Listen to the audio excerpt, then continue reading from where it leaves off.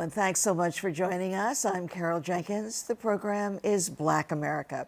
Our guest today is Dr. Michael A. Lindsey, director of the McSilver Institute for Poverty Policy and Research at New York University's Silver School of Social Work. A lot of silver is going on there where you are, but just such fantastic work. Thank you for being with us today. Thank you for having me, Carol. It's a pleasure to be here.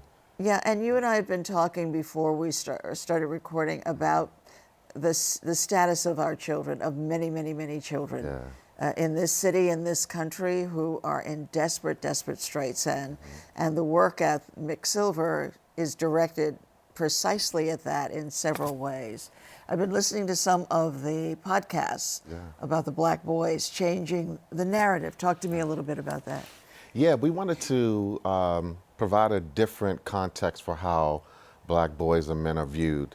A different context in the sense that oftentimes we view Black men and boys in pathological ways. We refer to them in pathological ways, and really, you know, we wanted to engage thought leaders, folks who are really steeped in these issues, to bring a humanizing perspective to the plight and well-being of African American boys and men. I think also what was important is that we engage folks who had substantive knowledge and information to provide, but to do it in a context that I think is discernible, right? That our reach is really expansive. We are talking to academicians, we're talking to community leaders, we're talking to people who are impacted by these issues on a daily basis.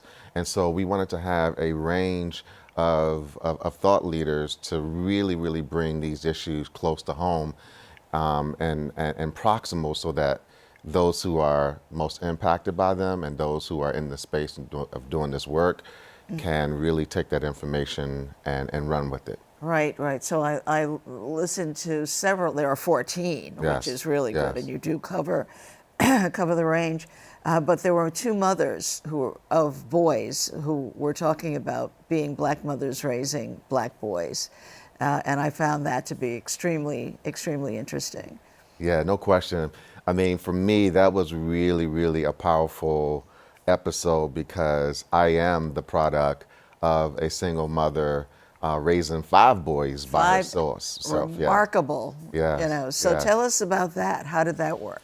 Wow. So, where were you in the 5? Yeah. So I was next to last. Next to last. Okay. Yeah. I grew up in Washington, D.C., Southeast Washington, D.C. I always embraced that because, you know, growing up, I used to be ashamed of, you know, growing up in Southeast D.C. I was involved in citywide programs, and I would travel to other parts of the city where kids were from, you know, more well-to-do communities, and there would always be this sort of moniker of the kids from Southeast. But I was raised by a single mother who was, you know, just everything to me. She was a mother and a father. She was, you know, nurturing but stern, and you know, required us to do well.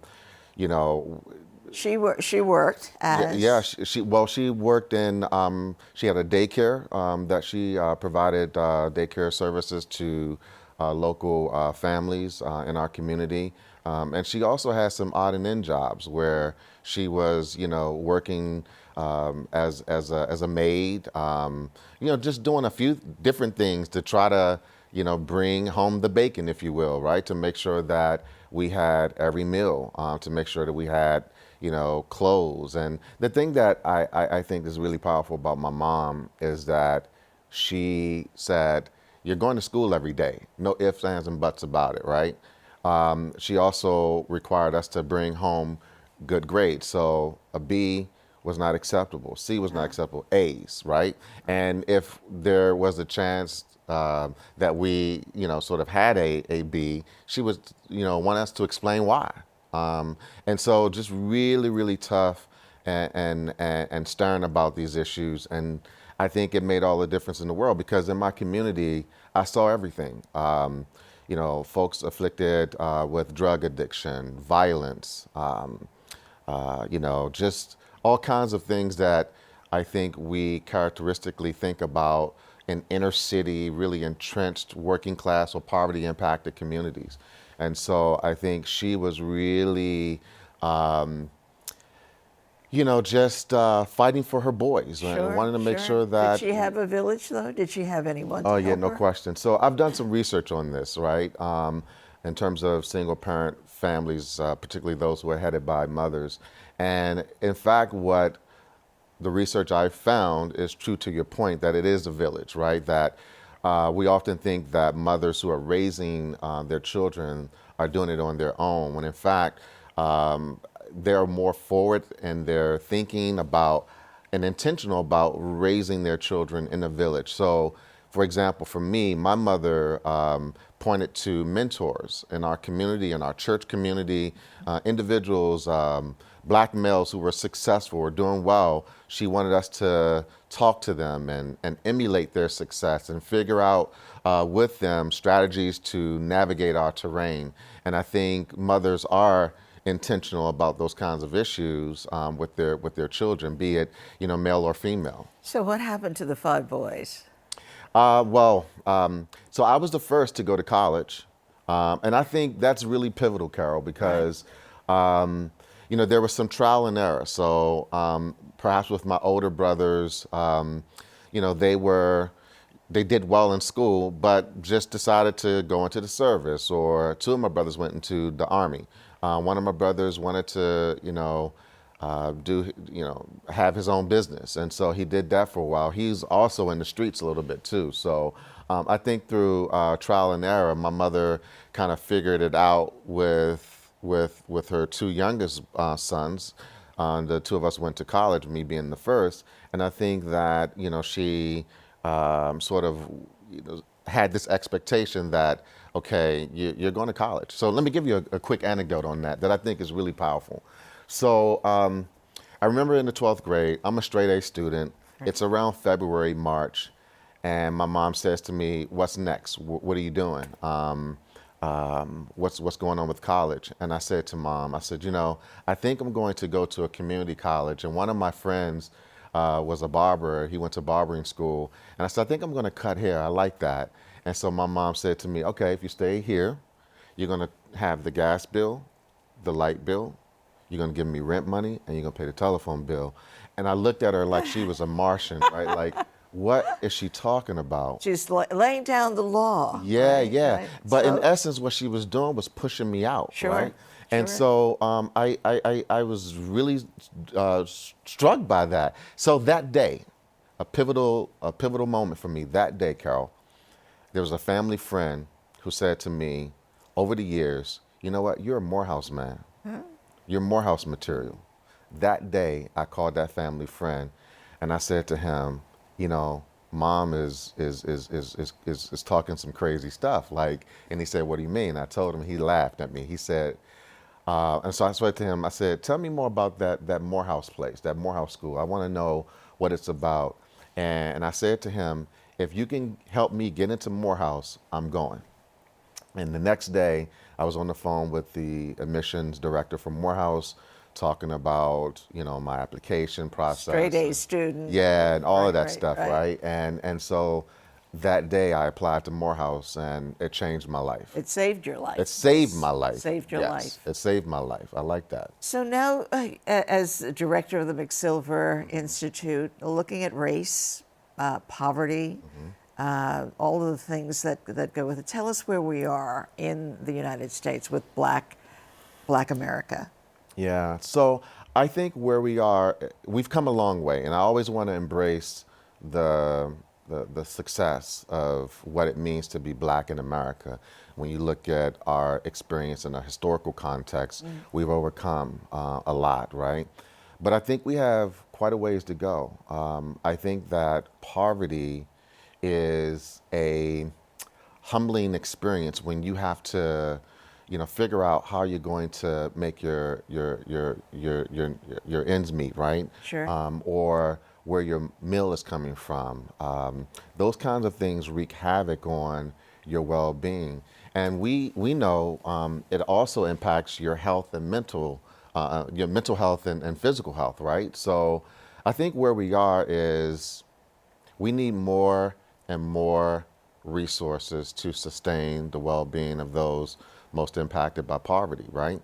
For example, you look at something like TANF, food stamps, and what most of our work has shown is that it really is not enough to sustain a family through an entire month, right? And yet they want to cut And yet they want to cut it. it. Right? So yeah, so Yeah. all of this is so interested in the work that you do about depression and children, and this idea that so many fifth graders are already depressed almost beyond repair.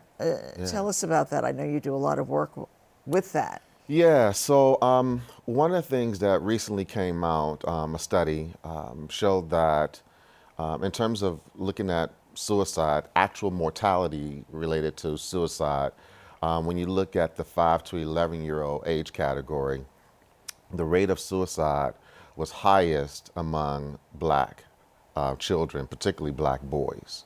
5 to 11. 5 to 11 years committing old. suicide. Committing suicide, yeah. I had always been, in my academic career, interested in doing research on depression and looking at adolescent males who are suffering from depression, so those in the 12 to 18-year-old category, and helping to put out more research and more understanding on how to best work with that population. One of the things I discovered is that masculinity notions, sort of this notion that if I cry or if I ask for help, it's a sign of weakness. That was one of your papers, right? Yeah. Boys don't cry. Yeah, boys don't cry, boys do cry, right? Right. It was sort of a play on words in that, it suggests that the title suggests that boys don't cry, but they actually do. And we be able to. Yeah, but we're not paying attention to the signs. Right. So for example, as I mentioned in my research, I've uncovered the fact that boys are challenged in their help seeking and asking for help because of how we socialize them, to suggest that, if you cry or if you ask for help, it's a sign of weakness.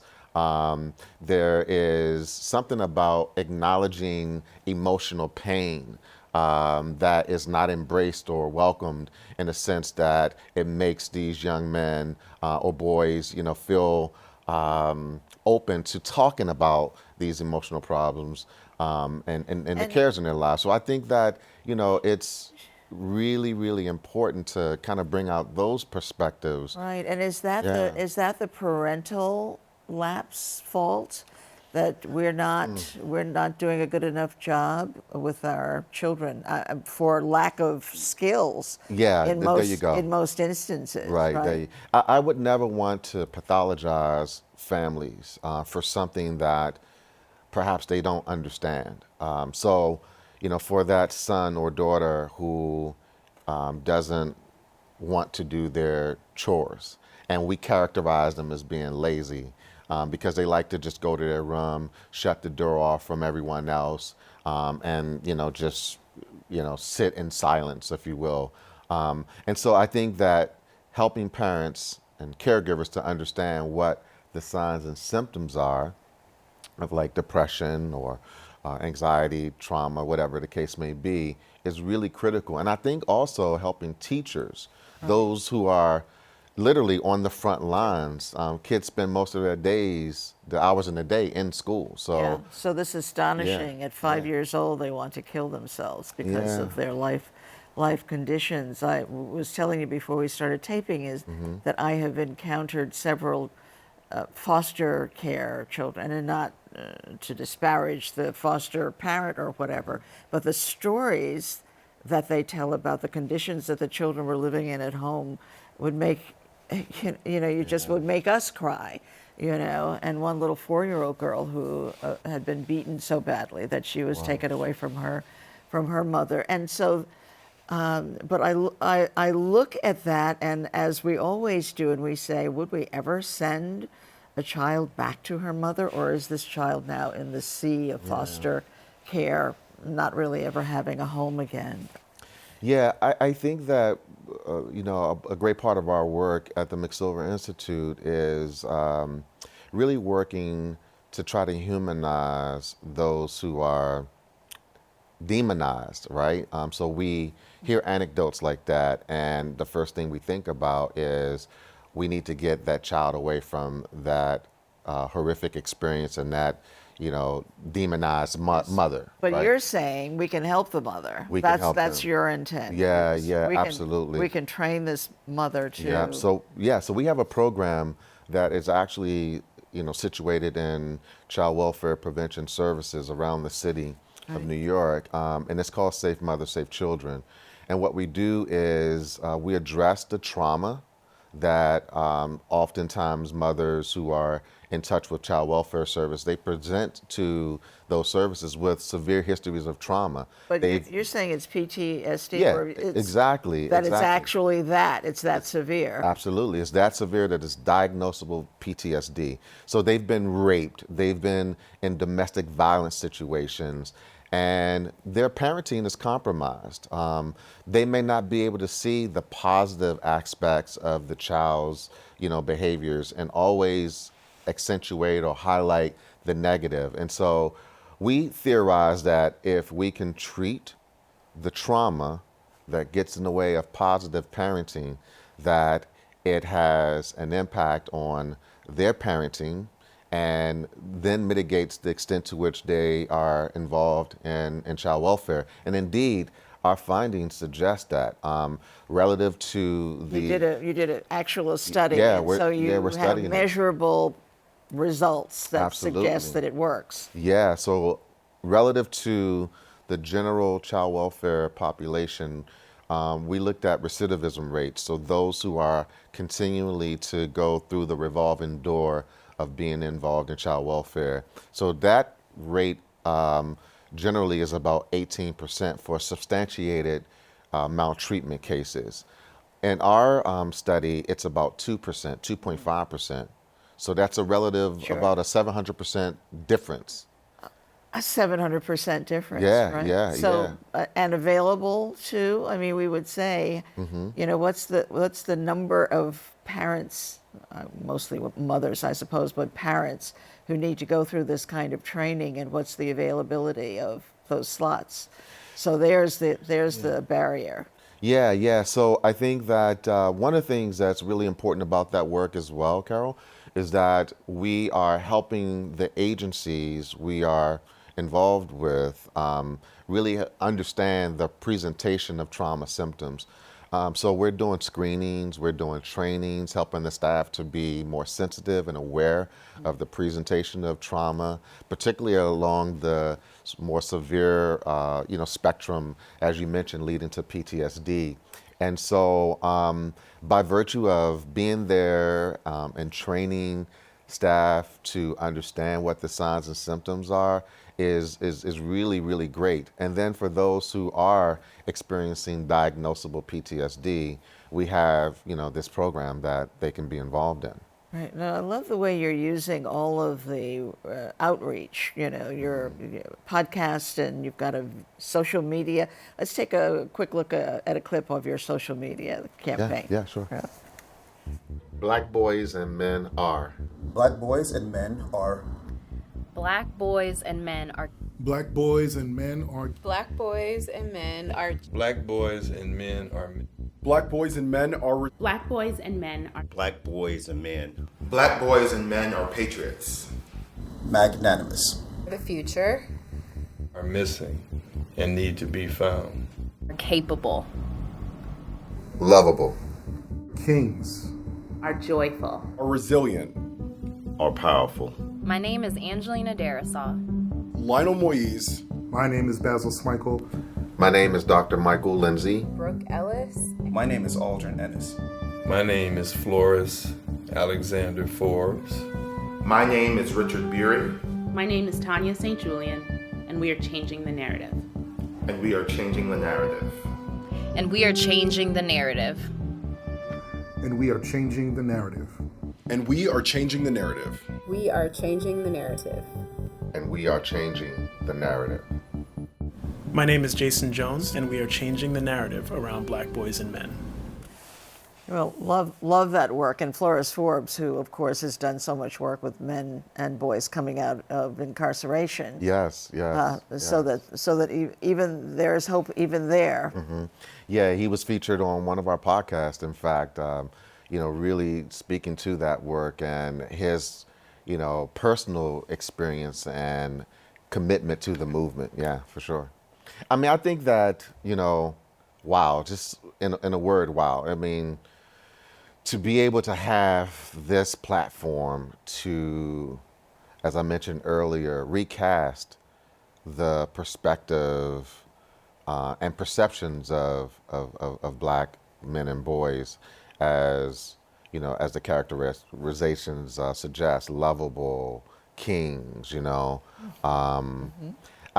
it's just, it's so interesting because those of us who have raised boys and are now helping to raise grandchildren, boys, know how tough that can be. Yeah. And the girls as well, who are stigmatized and considered to be bad actors in preschool and beyond. So it really is for boys and girls an effort to, to change the perception of who they are. Yeah, because you mentioned preschool. Some recent data suggest that when you look at suspension rates and expulsions, there's disproportionality, right? And that Black kids are being suspended or expelled from school, preschool, more than any other group. And I think that in large part, it's related to perceptions of Black kids, particularly Black boys, as dangerous, as argumentative, as those who are likely to engage in fighting and that sort of thing. And I think that from the perspective of how Black boys are viewed, it leads to unfortunate decisions that are made. Well, race is about them, yeah. Yeah, race, even with the preschool crowd, is very. My grandson, was excluded from play because of the color of his skin. Wow. Told by his playmates that he had been playing with all year long, which precipitated a whole education process of what does color mean and what is race and what. But for the 4-year-olds are fighting for their place. Yeah.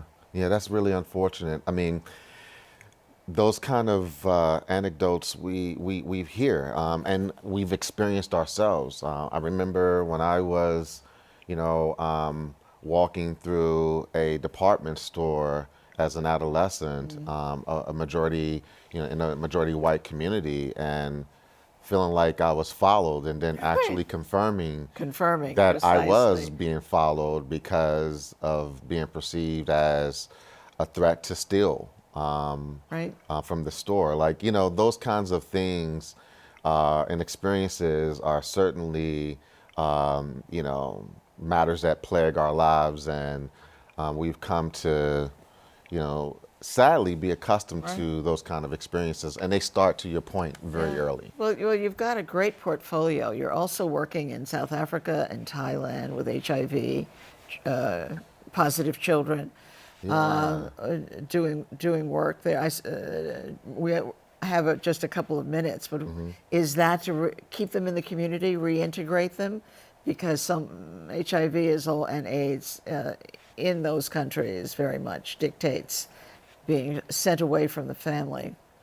Yeah, I think that, first of all, a large part of that work is trying to destigmatize and educate on, sort of what HIV is and what it can mean. Like, we have a lot of, great medicine and treatments for it. Sure. And so, yeah, I think education and promoting, getting, tested, and also for those who are impacted, really educating on the fact that much in the way that we do with mental illness, that, these are our family members, our loved ones, and individuals that are not to be cast aside or, dehumanized because of a condition, right? And so stigma reduction and education is a huge, huge issue for us that we try to address and throughout our work, Right. So keeping this issue of mental illness and how it affects our community, we always ask our guests to finish the statement, the power, the strength of Black America lies in. What would you say? Can I say two things? Sure. I think we may even have time for three, but certainly two. So two things that come to mind. The first one is our history. I was just reading this morning a powerful obituary in the New York Times about Ida B. Wells, right? And the great work that she did. For Women's International History Day. Yes, sure. yes. The great work that she did around the issue of lynchings of Black men in the Deep South, and how she used a platform of journalism to advocate for social justice issues and made an impact based on her work. I think about luminaries like Thurgood Marshall, and as a Morehouse man, I'm definitely, wedded to Martin Luther King and, his movement and the things that he did. So the history is really, really important because it, suggests that we have come a long way and we have pillars that we can stand on that really help to shape our well-being and propel us forward. And then I think the other thing is family. Where would we be without families and the powerful role that mothers have played in our family, whether you're in a single parent family or whether you're in a more traditional family with multiple heads of household, right? I think that family is always a founding, affirming feature for us that gives us strength and gives us context and meaning for how we should move forward. Well, Michael, thank you for the shout out for the mothers in the crowd. We appreciate that. No question. Thank you so much, and thank you so much for the work that you're doing. You've pointed out, great gaps and, huge needs, and it's good to know that you at McSilver are working to close those gaps. Absolutely. Thanks for being with us today. Thank you for the conversation. And thanks to you out there as well. I'm Carol Jenkins. The program is Black America, and we'll see you the next time. Thank you.